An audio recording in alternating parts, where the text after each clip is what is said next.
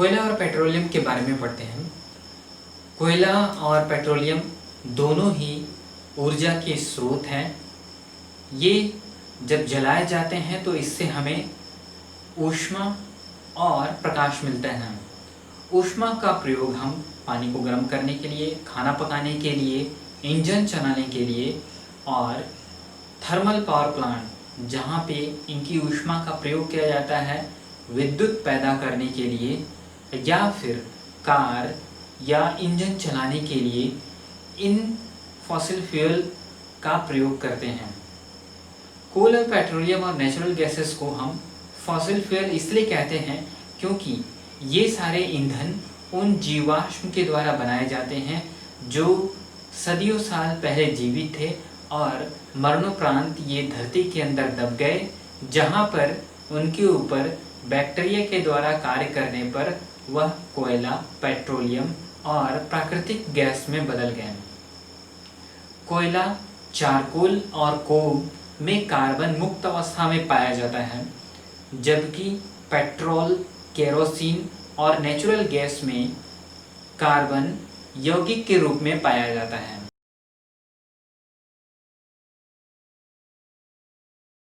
कोयला एक ऐसा कठोर पत्थर है जिनको जलाने पर ऊर्जा और प्रकाश निकलता है।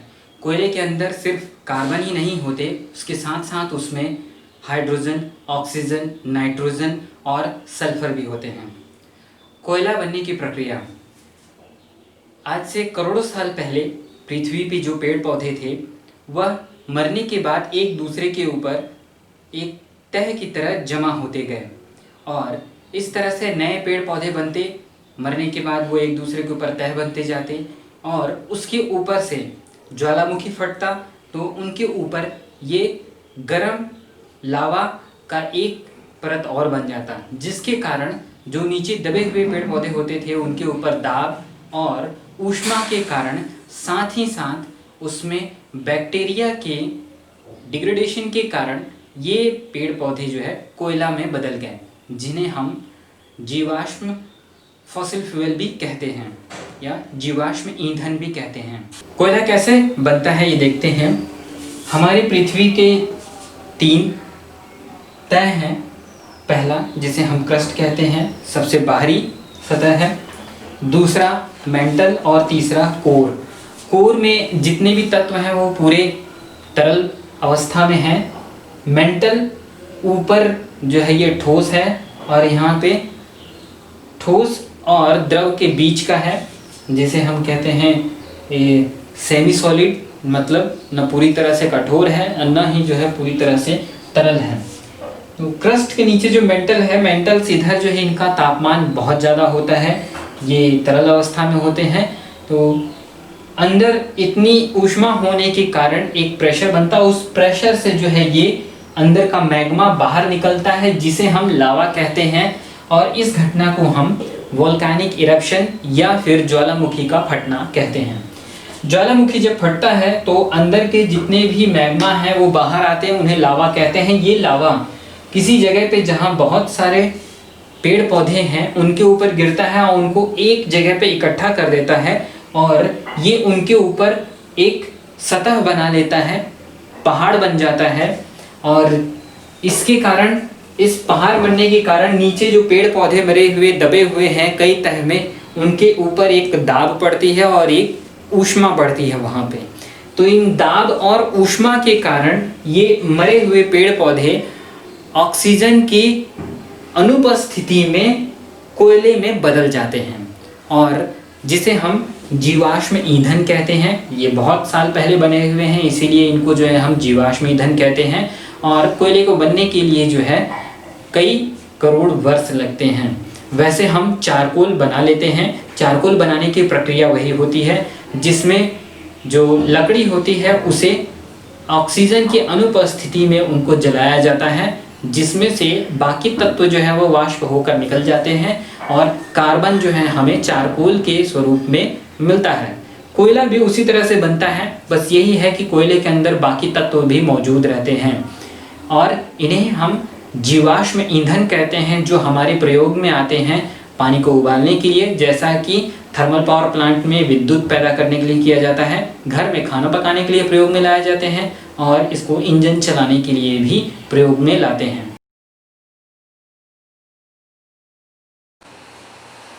पेट्रोलियम दो शब्दों से मिलकर बना हुआ है, पेट्रा और ओलियम। पेट्रा मीन्स पत्थर और ओलियम मीन्स ऑयल या तेल।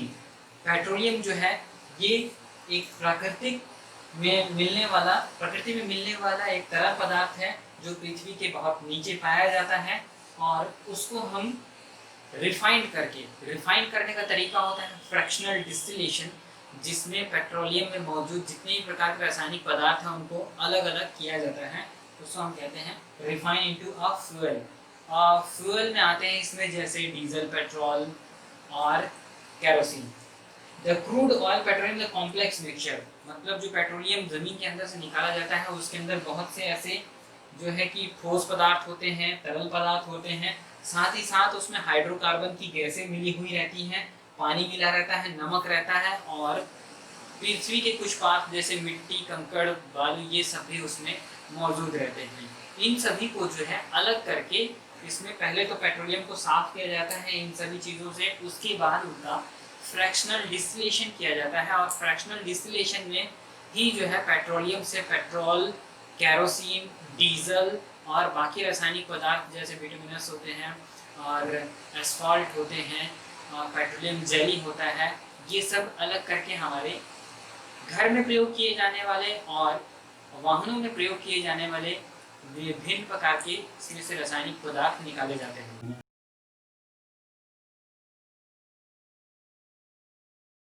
पेट्रोल जो कि पाया जाता है एक समुद्र के लेवल के नीचे से, तो इसके बनने का कारण ये होता है कि समुद्र के अंदर जो भी सूक्ष्म जीव जंतु होते हैं मरणोपरांत वह समुद्र की तलहटी पे जाके जम जाते हैं।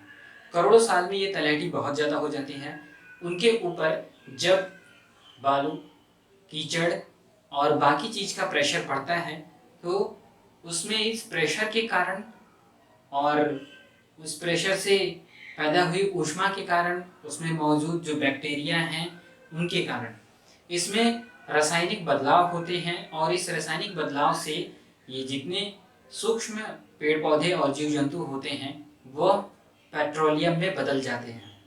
इस तरह से पेट्रोल समुद्र के नीचे या फिर ऐसी जगहों पे बनता है जहाँ पे पहले कभी पानी रहा हो, उसमें जीव रहे हों और मरने के बाद वो वहाँ पे इकट्ठा हो गए हैं।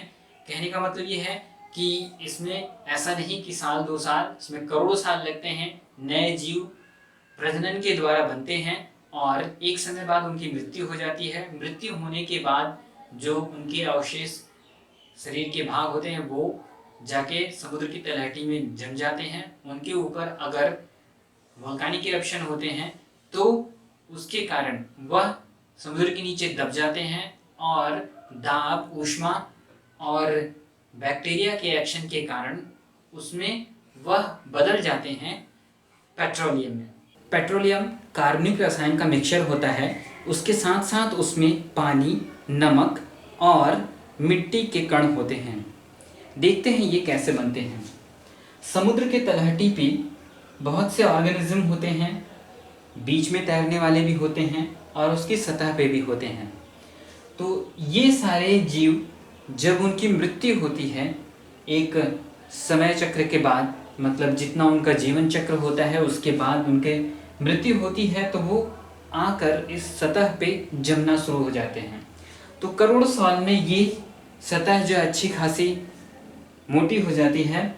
तो वोल्केनिक इरप्शन, ज्वालामुखी जब फटता है इसके ऊपर एक पत्थर उसके ऊपर आ जाता है जिसको इम्परवियस रॉक कहते हैं। मतलब ऐसा पत्थर कठोर होता है जिससे गैस तक भी पास नहीं हो सकती है, ये इसके ऊपर आ जाते हैं। इस इम्परवियस रॉक के अंदर पानी में जितने भी ऑर्गेनिज्म डेड हुए हैं वो फंस जाते हैं।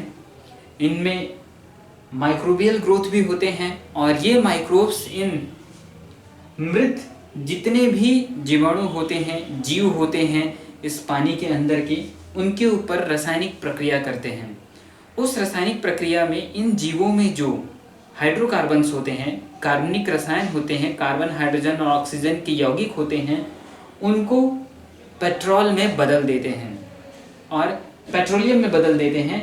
इस पेट्रोलियम के ऊपर ही जो है कुछ प्राकृतिक गैसें भी जो होती हैं वो इकट्ठी होती हैं और ये इम्परवियस रॉक होता है, तो इसमें ये गैस भी पार नहीं हो पाती है। और नीचे ये जो रिजर्वायर रॉक होता है, इसके अंदर ही जो है बहुत से फ्लूइड स्टोर्ड होते हैं, इसलिए इनको रिजर्वायर रॉक कहा जाता है। इनके ऊपर ये पानी, जिनमें ये जीव मृत अवस्था में होते हैं, इनके ऊपर जीवाणु कार्य करते हैं तो तेल और गैस बनते हैं। तेल पानी से हल्का होता है, इसलिए ये पानी के ऊपर आ जाता है। गैस उससे भी हल्की होती है, इसलिए ये जो जगह बचती है उसमें गैस पूरी इकट्ठी होती है।